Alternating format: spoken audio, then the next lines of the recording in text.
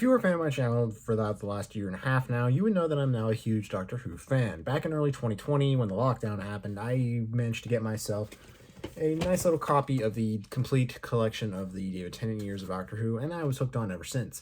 And ever since I finished watching this entire series, I needed more. So then I watched the Matt Smith era, the Peter Capaldi era. I rewatched the Christopher Eccleston era because I managed to find a complete copy of this in standard DVD definition. And I watched the majority of Jodie Whittaker's era from season 11 to season 12. And of course, I did manage to buy this copy of Patrick Troughton's story of the Faceless Ones, which I think is great for New Who. And of course, if you paid attention to any of my reviews in the last year, you know that one of my first scripted reviews was of the 13th Doctor's Sonic Screwdriver. And I figured since today is Doctor Who Day, I figured I would go over my personal ranking of the entirety of the New Who era. The reason why I'm not including any of the classic Who eras is because I haven't watched any of those seasons yet, and I would love to include Doctor Who the movie somewhere in this list, but Doctor Who the movie is considered a classic era rather than the New Who era. So, without further ado, let's get to the ranking. Now, essentially how this is going to go is that I'm going to rank every single era of the Doctor from least favorited to all-time favorite. All opinions shared are going to be my own, so if I offend you in some way, I apologize. But my opinion matters less than yours. Anyway, with all that being said, out on Z. No surprise I'm putting the most recent Doctor, Jodie Whittaker, aka the 13th Doctor, at the very bottom of my series ranking list.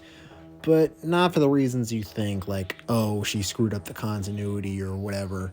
Personally, I think Jodie Whittaker is a breath of fresh air, and I like her interpretation of the character. I don't hate it, like, at all for the most part of it. I just think that the way that the series was written and the fact that they didn't really get the proper, like, introduction of the character right, I think that's what hurt her two-series run so far. I don't think the writers knew how to portray her character, or they didn't know how to get it right in certain scenarios.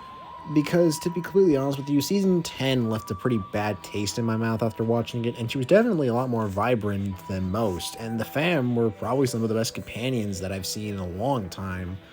Well, I mean, granted, we never had companions in this in this group of capacity before, but even still, it was nice that they shared their moments, even with or without the Doctor. I just feel like Chris Chibnall shat the bed in terms of writing for season 12 because, to be fair, he kind of ruined Doctor Who for a ton of people. Bottom line here, I like Jodie Whittaker, but I just think that the writers don't exactly know what to do with her in terms of right now. I just hope by the time I watch Flux, things will get a lot better soon, because from what it stands right now, most fans are rejoicing that Jodie Whittaker is taking her leave. I know I said earlier that his series left a bad taste in my mouth, but that's not to say that Peter Capaldi isn't worth the watch. I mean, sure, Season 9 was a bit of a snooze for me, and I wish that Season 8 actually developed his character a little bit more in the first few episodes, but I'm not disregarding the fact that the 12th Doctor didn't undergo serious moments during his series run. Apart from coming off with the happy, lucky personality of the 11th Doctor and turning into the stern, grumpy old man to losing Clara, Bill, and River all over the course of 3 seasons, and making new philosophies and realizing how important it is to be a hero as well as a doctor, and only to accept his fate and want to die at the end of it all, but willing to continue on and see what his next life cycle holds. And to this day still, him breaking away at a crystal wall for millions of years, forever stuck in a loop, shocks me to this very core and really speaks volumes to what he to what he brings to the table in terms of regenerations. I'm just gonna let this clip speak for itself. I'm not doing this because I want to beat someone, or because I hate someone, or because I want to blame someone. It's not because it's fun. God knows it's not because it's easy. It's not even because it works, because it hardly ever does. I do what I do because it's right. Because it's decent. And above all, it's kind. It's just that. Now, at the halfway point before I even started Jodie Whittaker's era of the Doctor, I reevaluated all of the current seasons that I did watch, and I think the next one on the list is relatively going to be David Tennant's Doctor. Don't get me wrong, I loved Series 2, but I think that Series 3 sort of missed the mark when it came to certain episodes. Only the finale and Family of Blood I really seemed to enjoy, because those stories delved into more deeper territories and lore and everything else in between that really expanded the Doctor's mythos before he screwed it up. But I did enjoy his run. I loved Time Lord Victorious and the End of Time arcs, and in this show's history, he's gone to be one of the most popular Doctors of the era. I mean, sure, like I said before, I didn't like Series 3, but Series 2 and 4, sure as hell make up for it in the long run. And he's one of my top favorite Doctors, next to a bunch of other choices that I would like to make. But like I said, we're ranking New Who era, so at any rate, let's move on to the next entry. Continuing on, here we have one of my top 3 Doctors, this being Matt Smith, coming in at second place for my rankings. Much like David Tennant's Doctor, Matt's Doctor has its own charm and is quite popular among the fans of this franchise. He's got the charm, same vibe as the classic era Doctors. He's goofy, charismatic, and willing to face a challenge with a smile, knowing that he'll find a solution, and will get serious when it comes to certain problems. Watch season 5 for my reasonings on that. And of course, Matt Smith has some of the best episodes under his suspenders as well, from the Weeping Angels of New York to the Ring of Akaten, and dare I even say every single episode, including the Pawns, all wrapped into one neat little bow tie at the near end of it. The Day of the Doctor, Time of the Doctor, and Name of the Doctor are probably some of my favorite episodes of all time. And it goes to show, if you watch all 3 of these back to back, there's definitely a storyline to see there, and it's quite good. I mean, sure, I feel like season 7 should have been done a little bit better, and I felt like some moments were rushed before the big 50th anniversary and the last 2 episodes.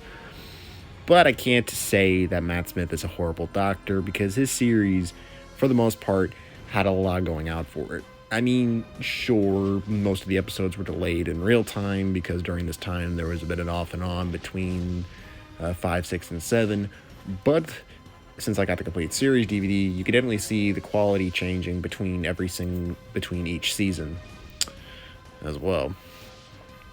And the best part is Matt Smith isn't overzealous. He's not overbearing or anything like that. He doesn't try to overshadow his previous incarnations. He's his own entity, and that's what I love about him so much. The only complaint that I really can say about him is the regeneration sneeze at the end of his run. Yeah, not the best work here, BBC. Not the best work. And finally, while cliche, yes, I think one of the best series from the New Who era has got to be the one that started it all, this being Christopher Eccleston. For a first series, this balanced its comedy as well as its drama excellently. And of course, this series did lay the groundwork for future references and story arcs that will come back much later. Hell, much of what happened in season 1 plays into the Christmas episode that was the first episode of season 2 for that year. There was so much potential for this series to go off of, since the writer really wanted to attract new audience members to Doctor Who, and this was the right way to do it. The characters are great, everything is memorable, and almost every single episode is worth the watch. I mean, sure, I can deal with flatulent monsters, but that's not to say, though, that the overall episode and arc that those monsters had didn't have some merit to enjoy. And Christopher Eccleston is one of my favorite Doctors from this point forward, next to Matt Smith and Paul McGann. His emotions, his feelings, the fact that he didn't want to take Rose in as companion at first because he was afraid he was going to lose her, much how he had lost his people. All of that emotion within the first 2 episodes, that was something that I was not expecting to watch.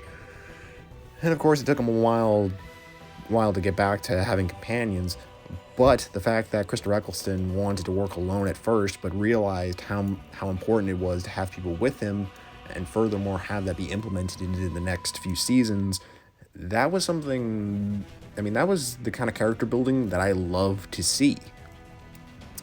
And his overall vibe is just on there. I mean, sure, Christopher Eccleston wanted to leave directly after after the season, but lately he's been coming back to Doctor Who every now and then for fan projects and audio dramas, so that's nice.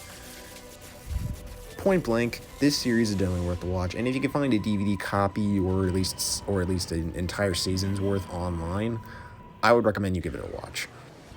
And of course, with Russell T Davies reportedly coming back for Series 14 for the new Doctor, things just got a whole lot bigger. And that's it. I know that this isn't thorough like I would hoped it would be, and if I wanted to talk about each series individually and rank them right then and there, we'd be here all day, and I wanted to get this video out in time for the occasion. So, thank you so much for watching this video. Feel free to like, comment, and subscribe for more content.